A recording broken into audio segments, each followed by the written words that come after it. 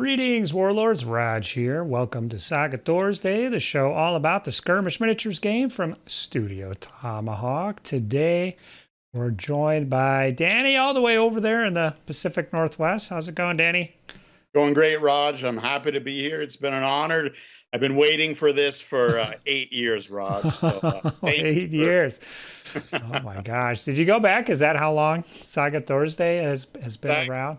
Rodge, let me just put this out there. Some people may recognize, but the style, I don't know if you remember the style, Rodge, but the yeah. hats and you remember the dude?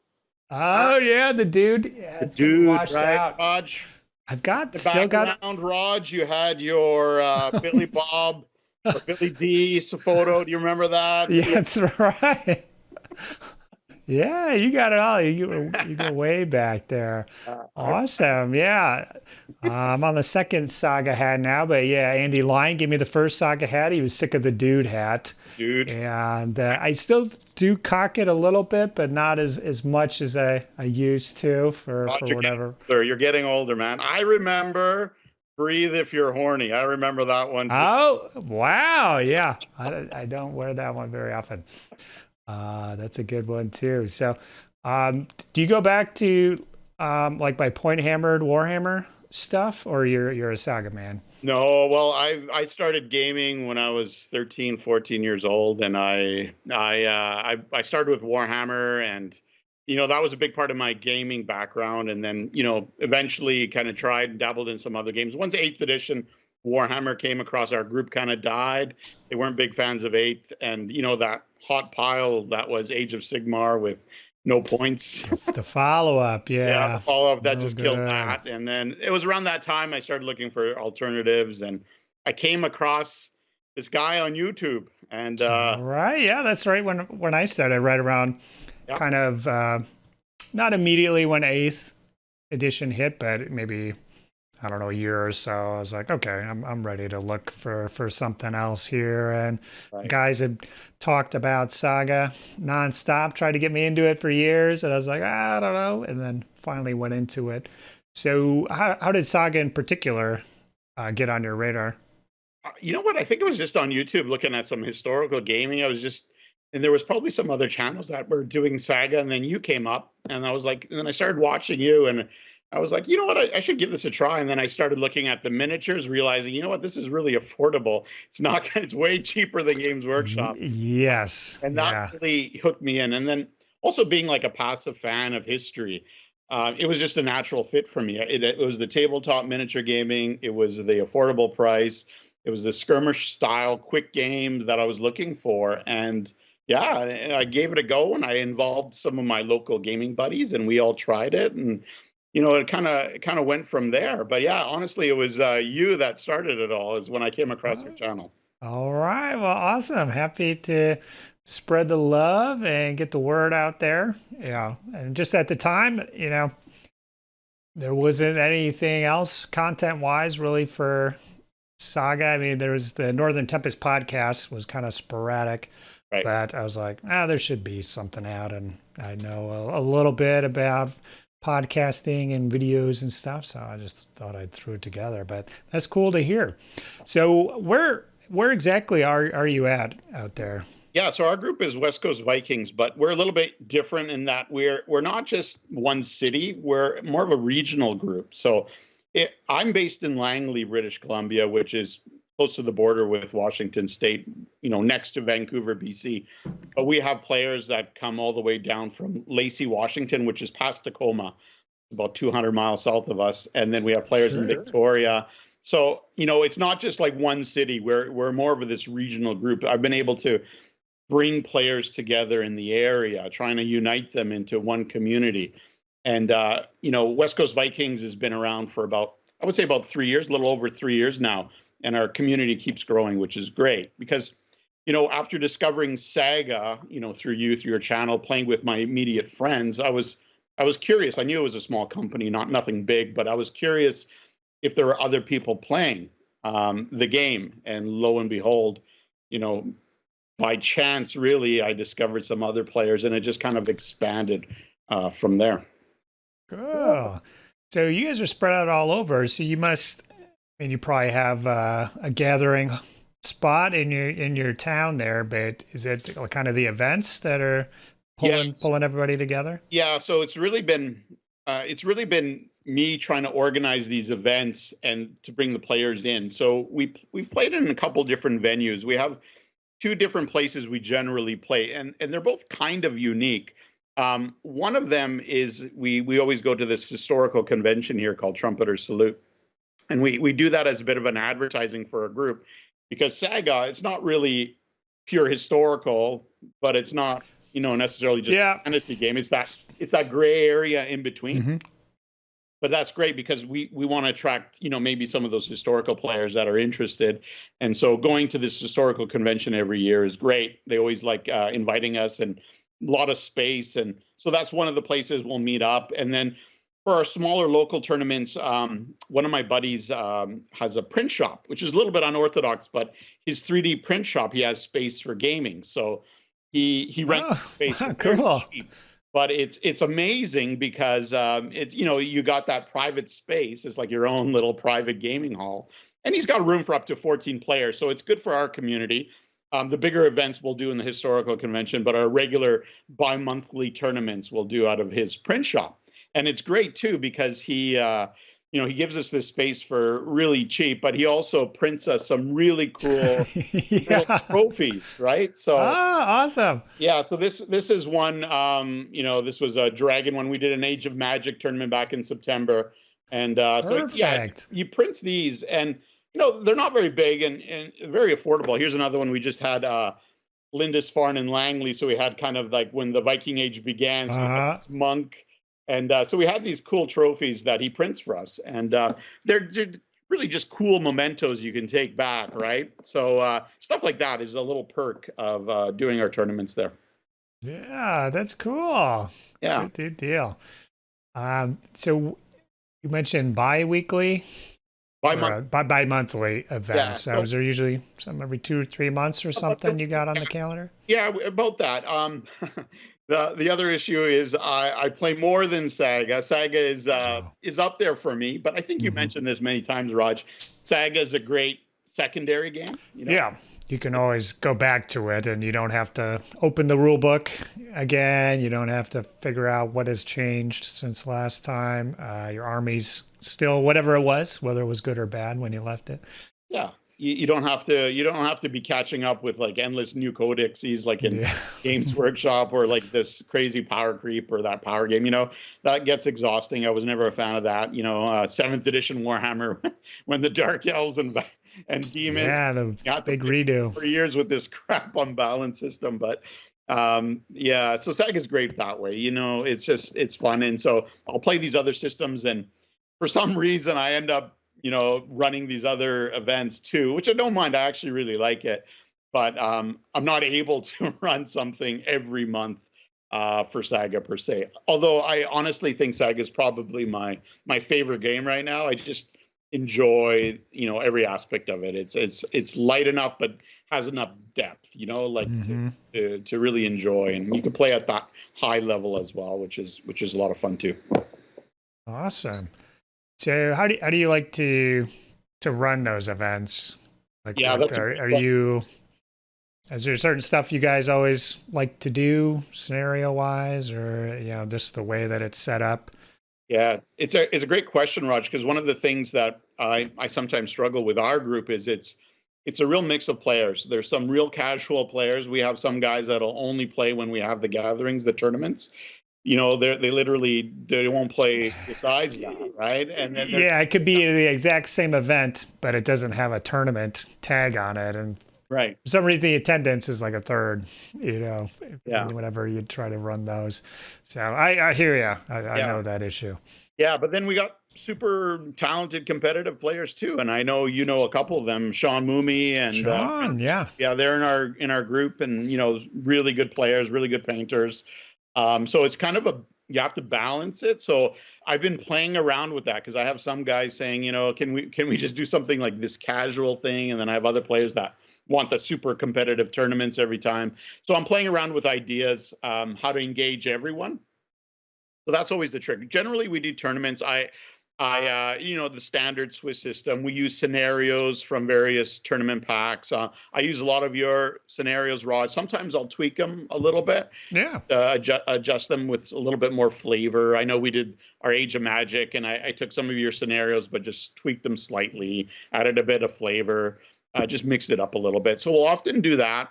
Our last tournament, we just tried out the Studio Tomahawk tournament pack. We wanted to give it a go, try it out. So we used that. Next tournament. How did that go? Yeah, sorry, go ahead, Rodge. How did that go? It was really good. We really liked the scoring system. So the point differential, everyone agreed that that was really good. Like the amount you won by and the points you got, because one of the complaints we got from other players is sometimes you win, but you barely win, and other times you win, but you might smoke the guy, but it really doesn't matter. You know what I mean? Like there's no, but with the Studio Tomahawk ladder system, with how you win and how many points you get by margin, you could lose a game, or but you could still come back with all those points you scored. So sure. Your placing means a little bit more. So we just felt like it was a better scoring system. So we really liked that. The only negative we had besides the wording was really confusing. Sure, yeah. It was some of the objectives, there were no massacre points connected with the objective scoring, which sometimes leads to stagnant play, if you know what I mean, Raj. Like there's no incentive to move off of some, objectives. Sure.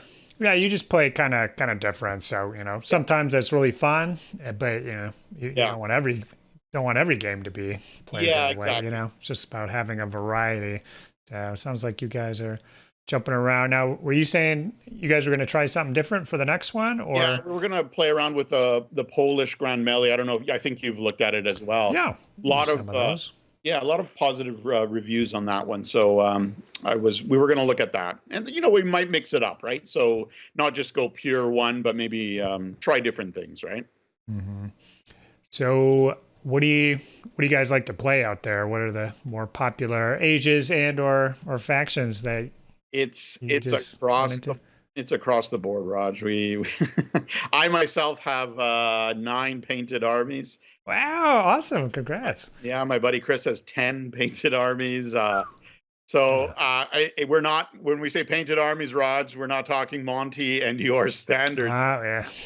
But I mean, they're decent, but yeah, anyways, they're painted armies. So I don't know about you, but I actually enjoy, one of the things I like about Saga is you can go out there and play many different boards, right? You got different armies, but you can play multiple boards. And I really enjoy that about Saga. I like the fact that you don't have to be pigeonholed into, your one army and playing that one way, for your miniature career, right? So you could just like dabble with so many different lists and boards. And I really like that about Saga. So I don't necessarily just play one age. I like to play all the ages. And a lot of my buddies too, we'll mix it up and we'll offer open melee, and sometimes when we do age specific, is not just one ages, but what a lot of other people do. It's maybe Vikings with Invasion, the ancient ages together, Hannibal and Alexander, stuff like that.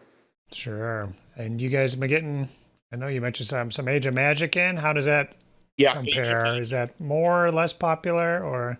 It's interesting because there's a group of players that really like Age of Magic, and they reached out to me saying, hey, can you run an Age of Magic tournament? And I'll be honest, I hadn't been playing Age of Magic that much. I tried it with my friends, and, coming from that Warhammer background, I had the models, and it was easy to, bring something to the table. It was fun. We actually really enjoyed it. The tournament was a real success. We had a lot of fun. That was really, those 3 games I played in that tournament. I think I had 3 practice games before that, so I haven't played a ton, but everyone had a great time. It was really good. But I hear a certain person is working on a new edition well, not a new edition, but expansion book. So there'll be some new factions on the way for sure. Yeah, that'll be great, because I think it could use that, right? A few more factions. That was one of my motivations to try to reach out to Alex. If when it came out, it was great. It's been a few years. If you're trying to convert somebody, or someone who's primarily interested in fantasy or something, it looks well, this is it. Nothing else is coming out. It is a little bit of a harder sell. Yeah. I think it kind of looks more like a dead end or something like that. So just, I think people knowing that a book is coming is enough, I think, in some ways. And then, of course, when the book lands, that should be a little shot in the arm to the Age of Magic folks. So For sure. We'll be running a tournament as soon as that book drops. It'll be great fun. Yeah.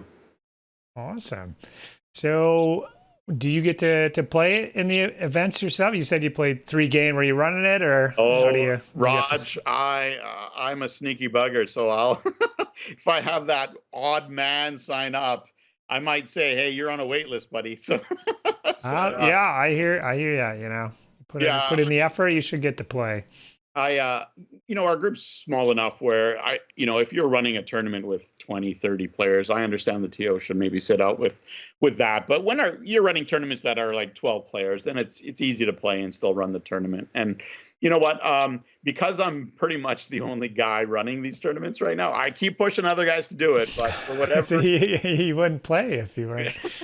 I would never play, right? So, yeah, I've been lucky. There has been a couple tournaments where I haven't been able to play, but luckily recently it's been pretty good where we've had an even number and stuff like that. So usually there's a couple people that will commit if they're like, hey, let me know if you need an extra guy and I'll play. So that's kind of been part of it too. I got some buddies that are flexible with that. Maybe they're not the biggest Saga players, but they're willing to show up if we need them. Oh yeah, that's perfect. Come on in. There's no expectations. You're not paying any money. Just show up.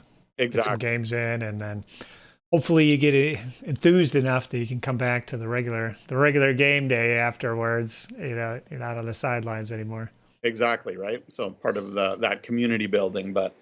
Yeah, no, I enjoy playing the game. It's the tournaments are always fun, right? So that's where the fun is, right? My painting, again, sometimes it's a slog getting through all that stuff, but I do enjoy painting as well. But it's when you put them on the game table, that's where the magic. Mm-hmm.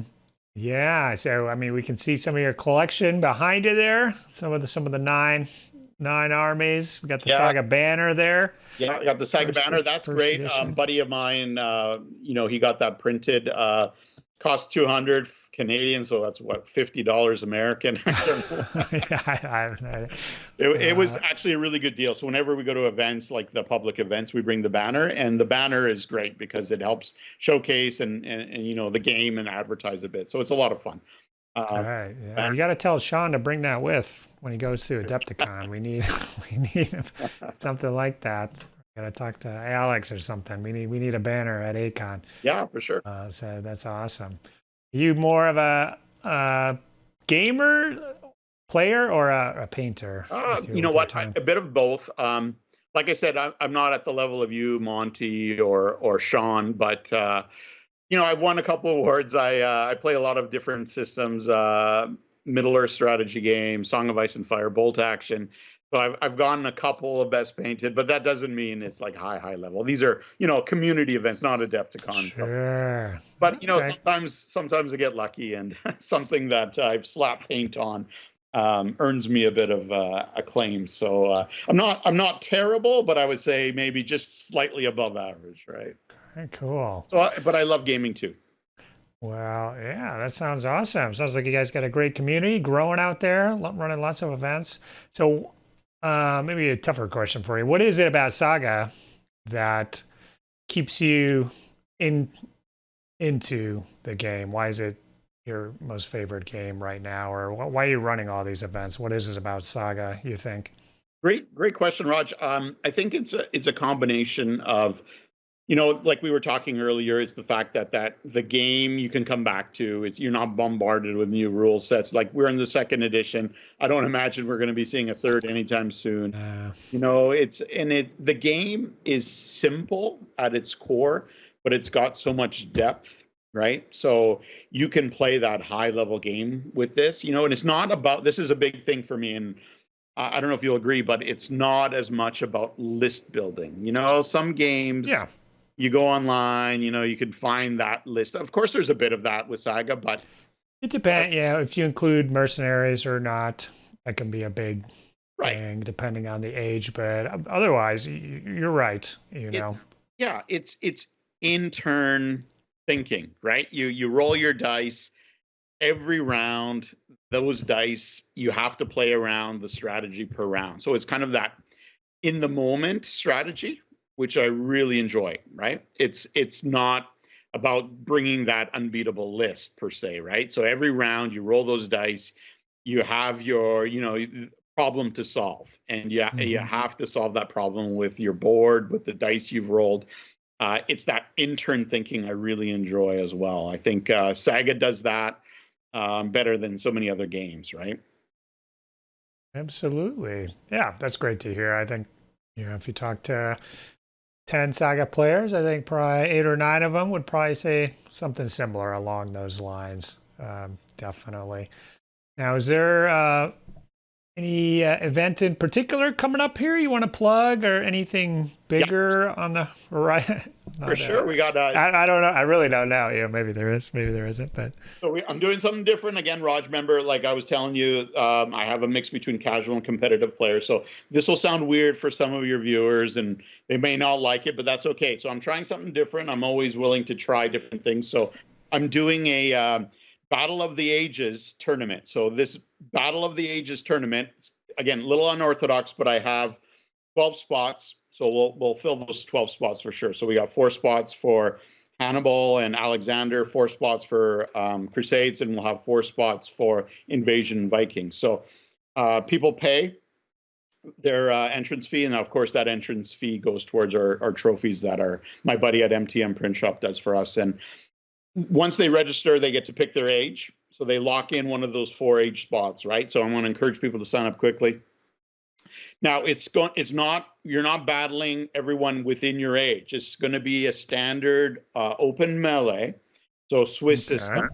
But the little catch, the little caveat, that little carrot for the casual players is I'm going to have awards for the best finisher for every age. Oh, so, nice. Yeah. Yeah. So, for example, you could go 3-0 and not win anything because you might be in a tiebreaker, and somebody finishes ahead of you, right? And that's happened before with Sean and myself. We just lose on tiebreakers. But so if you're in the same age, you might not come back with anything, but you might have a player that's 1 and 2 in, say, age of Hannibal or an Alexander, and he could win a trophy, right? Yeah, that's a great idea. Any mixed event like that, really, you should be doing. Yeah, should be doing that. As a TO. I mean, even you don't even have to have little plaques or anything. You just acknowledge.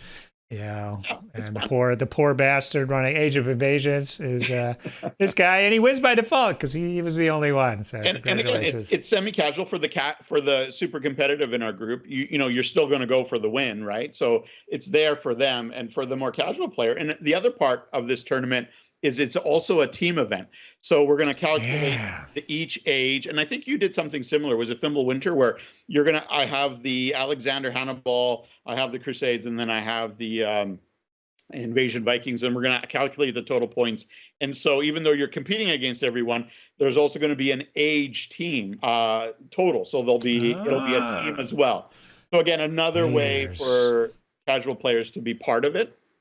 You've got layers within layers, Danny. This is deep. Achievements. This is deep. This is like Da Vinci Code stuff, right? Like 9 out of the 12 players are going to walk out of there with an award for something, which is brilliant. That's what you want. Yeah, it's the TO, right? So, awesome. Yeah. So, anyways, it's a different unorthodox system. Yeah. So somebody can finish higher than somebody else. But again, it's all for fun. It's all in that team aspect makes it interesting too. And so calling it Battle of the Ages, that's what we're advertising as. And I think it'll be a fun event. So not every event, we're going to do is going to be like that. Some will be your standard Swiss, super competitive events. But I'm looking for maybe some more narrative events too, just to mix it up, keep it interesting and engaging, right? Yeah. Yeah. And the other thing, that I'm thinking for next year is, so this is just one of our awards we had in a tournament recently, and it's our Rudis sword, our wooden Rudis. So I'm sure, Rodge, that, times of gladiators, if you received the Rudis, it was a sign of your freedom, right? Granted to the gladiators. Mm-hmm. So we have this as an ongoing trophy for one of our tournaments. But I have an idea to pick up, a nicer tournament. sorry, a nicer trophy, and then have a year-long league to encourage players as well. So the overall league champion will have the sword, and it's something we can pass on every year, so not to keep per se, but to pass it on and encourage players to attend events, whatever they may be, and they could be part of this, right? Plus, you give them that sword, you can say, well, those Irish are retired now. You're not allowed to bring it back. Whatever faction they were using, just a little honorary, kick out the door or something like that. And Rodge, I think there's a whole episode I want you and Monty to do about this, because that's something that's come up in our group too. There's there's this discussion about if you win an award, whether it's painting or winning a tournament, some people feel that you shouldn't bring that army again because this is one of those unwritten gaming rules. But some people don't necessarily follow that. You know what I mean? Sure. Yeah. That's interesting. Yeah. So just kind of how we do it. So you can win a painting award, but you're going to be ineligible the next time if you bring that same army. If you win an award, it probably means you spend a lot of time painting your models, and you're probably a slow painter, and you probably don't have a lot of armies. So, it could be tough to enforce them. We've had that issue's come up in our group, right? So, hearing players when it comes to voting saying, this is a beautiful army, but you know what I mean? Like the butt comes up. And so feel for the player, because like you said, Rodge, those players usually put hours and hours and hours of painting. John, right? John put in a ton of time on his stuff. He deserves. But is it, I'm sure there's other good painters out there. But exactly. But is it, does that help the community then if it's the same person necessarily? You know what I mean? So there's something so I'm, again, with my group, trying to balance the casual with the competitive, thinking of other ways to do it. So for some tournaments, you can do best painted, and other tournaments, you can do favorite army, right? So favorite army might involve a display board, or it could just be a theme, or, hey, this guy's never painted an army before. This is his first army. Hey, he did a great job. I've done that kind of recognition at different events. If you suss out that this is a new guy, he just got his first Saga army or something like that. Just kind of having little extra knickknacks or something as a TL, where just somebody's going to get something today, and I'm not sure what it'll be, but I think that's good. It's all about engagement and trying to keep it interesting and fun and inclusive of everyone, right? So so that's cool. Happy to hear you're kind of a man after my own heart here, just trying different things. Got the courage to try something new, so I applaud you for your efforts out there. And it's great chatting with you finally. After 8 years I just knew somebody was out there, and I knew it was you, Danny. I'm one of the original roadies, Rodge. Awesome. Is there any a chance of you making it out to Adepticon or Winter or the? Honestly, Rodge, it's a of mine. I do want to go. This coming year probably won't work because it's the big, half-century mark, and so wife and I are planning a trip. And oh, nice. Yeah, as much as I want to go to Milwaukee, Wisconsin's a hard sell. Yeah, my wife thinks more Mediterranean than Milwaukee, and I went online trying to sell Milwaukee, but the top tourist attractions was like the Harley Davidson Museum and the Bronze Fawns. So Pabst Brewery and everything else. Yeah. Told me, but you know what? I don't know if it'll be this year, but maybe next year for sure. So I find my way down there, Rodge. I will meet you in person. And there is an Italian Saga Facebook group. So look those guys up. Maybe you can connect on your cruise or whatever you're doing out there. Right. That's always the best part. But and I won't rule out. I'm sure I'll be back in the area sometime. I don't know when, but we've been out there before. It's a lovely, lovely area. Yeah. And would like to get back out there again. So we'll cruise, buddy. Impress the wife, Rodge. Yeah. Well, yeah. I hear you. Yeah. All right. Well, thanks for chatting with me, Danny. Always happy to have another soul on talking about their area and their passion. So thanks, Rodge. I honestly want to say thank you for all you do with the community, Rodge. I honestly mean that. And shout out to Monty too. He does so much as with you. And I just wanted to say a thank you to both of you guys. You guys are both an inspiration and honestly hobby heroes. There's a lot of hobby heroes out there for different game systems, but you guys are the kings, right? The warlords for Saga. And I appreciate all the time and extra work you guys put into this, right? So yeah, no, a big thank you to you. Awesome, much appreciated. Yeah, I agree. Thanks, Monty. Thanks for doing those vids. But Danny, you are a patron, so I want to thank you, as well as Patrick, Sean, Mitchell, Scott, Frank, Britt, DJ, and the rest of the Saga Thursday patrons. Wouldn't be doing these extra videos without you guys. Wouldn't be doing a video every single week in 2024. I don't know what year. What timeline we're in here, 2024. But if you have any questions about anything you heard, or what's the best way for people to get in touch with you? Are you on the Discord or Facebook? Yeah, I'm on Discord, Clipper423 on Discord. We have a Facebook group, West Coast Vikings. So yeah, those are the two easiest ways. But I am on Discord. I'm on the Saga Discord group. So yeah, Clipper423. So I believe I saw you're posting the events there as they come up. Okay. Yep. So if you liked what you heard, check out the Discord, see the events, check out the packets, and give Danny a message. But awesome. Well, I'm sure this isn't the last we've seen of you, but I think we'll say goodbye for now. So, all right, man. Have a good one. Saga! If you'd like to see more Saga content, consider joining the Heathen Army over on Patreon or popping on down to the Saga Thursday Discord server. Links below. Thanks, guys.